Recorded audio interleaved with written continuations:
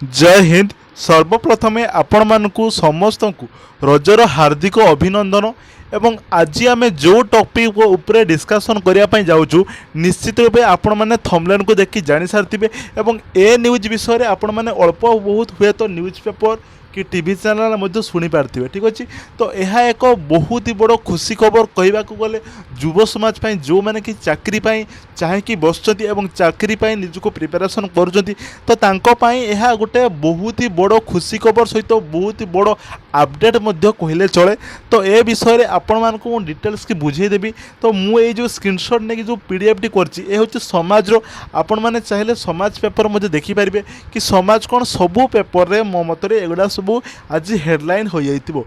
तो ए विषय आज आम डिटेल्स की डिस्कशन करवा। तेणु आशा करछि आपण माने भिडियोटी को प्रथम रु शेष पर्यंत देखिए एवं ए विषय जहाँ भी सब डाउट थी आपंकर मुझे चेष्टा करी क्लीयर करने और यही परिका विभिन्न जॉब रो अपडेट पाइबापी निश्चित रूपे आपण मैंने यही चैनल को सब्सक्राइब करके ऑल नोटिफिकेशन को प्रेस कर दिंतु। कारण सब गवर्नमेंट जॉब से स्टेट गवर्नमेंट हो कि सेंट्रल गवर्नमेंट हो सबू प्रकार गवर्नमेंट जॉब सहित प्राइवेट जॉब रो अपडेट आपण मैंने यही चैनल द्वारा पाइपर। ठीक अच्छे तो आज यही हेडलाइन टी आपण मैंने देखिपारे ये कौन देखिए देखूँ ना केंद्र सरकार बेकारी ह्रास योजना अर्थात केंद्र सरकार अर्थात आम भारतर प्रधानमंत्री श्रीजुक्त नरेंद्र दामोदर दास मोदी सी गोटे गोटे योजना गोटे आरंभ करने जाऊँगी जो थे से टार्गेट रखते से 1.5 वर्ष से 10 लाख को से नियुक्ति देवे। और एथि सहित आउ गोटे हेडलाइन अच्छी जे अग्निवीर नियुक्ति गोटे बाहरी तो से अग्निवीर नियुक्तिर शर्तावली कौन आम यही डिस्कसन करवा। देखो प्रथम मुझे आपको पढ़ी शुणी दूसरी कौन लिखाई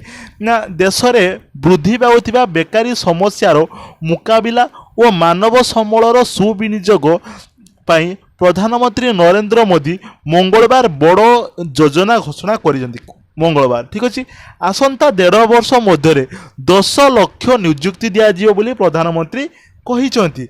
एथिपाई केंद्र सरकार विभिन्न मंत्रालय तथ्य संग्रह करा जायछि और समस्तंकर समन्वय ठीक अच्छे समस्तंकर समन्वय रक्षा पूर्वक धार्य समय मध्य मिशन भावे कार्यकारी करा जीवो बोली प्रधानमंत्री कहते। तो जमीक आम सब गोटे मिशन थाए तो से 1.5 वर्ष भितर जो 10 लाख नियुक्ति देवे ताकू सी गोटे मिशन भावे गोटे नहीं। ठीक अच्छे तो एथिपाई केंद्रीय लोकसेवा आयोग ठीक अच्छे कर्मचारी मनोनयन आयोग एवं रेलवाई तांकर माने जेतक सब सेंट्रल गवर्नमेंट सब डिपार्टमेंट अच्छी समस्त नियुक्ति संस्था को सक्रिय कराई से सेंट्रल गवर्नमेंट से आर्मी फोर्स हो नेवी फोर्स हो कि आमर एयरफोर्स हो ता सहित रेलवे हो कि सब आमर एसएससी हो तो सबू डिपार्टमेंटर सबू सक्रिय कराई। 2024 लोकसभा निर्वाचन हेबाकू थिबा बेले एहाकू दृष्टि रखी प्रधानमंत्री घोषणा किछि समय व्यवधान यही अभियान आरंभ हो। ठीक अच्छे तो जेहेतु आपको 2024 रो इलेक्शन अच्छी तो से पारे। ठीक अच्छे तो यही हिसाब से दैनिक 1850 युवक युवती को नियुक्ति प्रदान करा लक्ष्य। ठीक अच्छे तो दैनिक से दिन को 1850 1850 युवक युवती को जब नियुक्ति दौरान तो सेटा 1.5 वर्ष 10 लाख हो जाऊँ। ठीक अच्छे पे तो यही निष्पत्ति द्वारा उभय युव समाज और देश तापर कौन अच्छे आम देखा। ठीक अच्छे परवर्ती एवं आउ गोटे देख पे मैंने कही कौन ना अग्निपथ योजना रे दैनिक 1850 नियुक्ति एवं 46,000 अग्निवीर को 4 वर्षिया चाकरी गोटे दिज्व 4 वर्षिया चाकरी। ठीक अच्छे 46,000 अग्निवीर तो से अग्निवीर होगापाई कौन सब पिला माने क्वालिफिकेशन आपण होइतिबा दरकार जहाँफल आपण मैंने से इलिजिबल हो पारे। देखो ये क्लीयर लिखि दि जाइए जे अग्निवीर शर्तावली कौन देखिपारे अग्निवीर शर्तावली ना नियुक्ति बेले अग्निवीर बयस 17 वर्ष 5 मास रु 21 वर्ष होइतिबो। आपण मान बयस जदि 17 वर्ष 5 मास रु 21 वर्ष मध्य होइतिबो तो आपण माने निश्चित रूपे यहाँ आवेदन करें।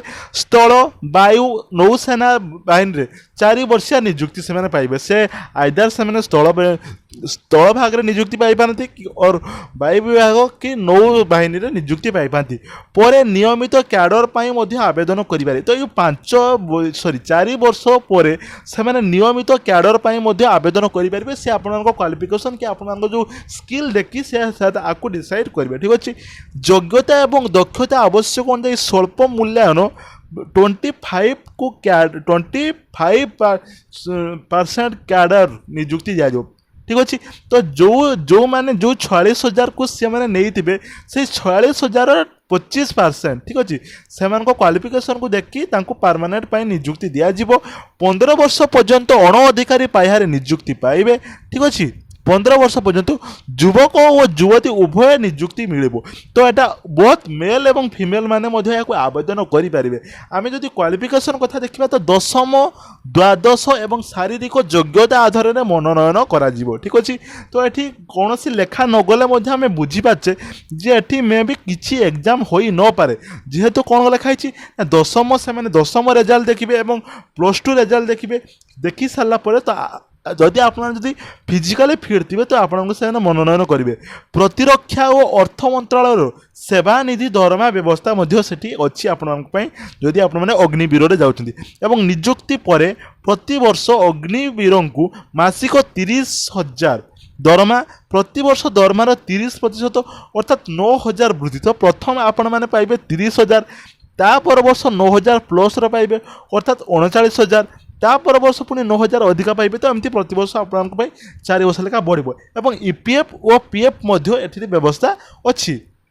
ठीक अच्छे तो प्रथम वर्ष प्रति अग्निवीर को 4.76 लक्ष और शेष वर्ष 6.92 लक्ष टंका मिल। ठीक अच्छे पिला माने तो आयकर छाड़र व्यवस्था रही आपात और कठिन कार्यपाई स्वतंत्र भत्ता मिल जमतीका एक्सट्रा ड्यूटी कि ओभर ड्यूटी थाए सरकार प्लानिंग कर। तो यह सब अच्छी वगैरह वगैरह सब देती आपण मैंने चाहिए देखिपारे। ठीक अच्छे चाकरी शेष बेल को अग्निवीर 11.70 लक्ष पाइबे जिते आप चाकरीटा सर कौन अबकारी भत्ता पेंशन व्यवस्था ना ये माने नेक्स्ट टाइम आपण जो पेंशन मिले अवसर पर ताहा मिलिबो नाही। अवसर बेले अग्निवीर समस्त प्राप्य एककालीन पाइबे कि वार्षिक 1 लाख टका नहीं पारे। आपने जो चाहिए जो वर्ष को पैसा ने कि एकाथरे 4 वर्ष पर ने से आपपर डिपेंड करे।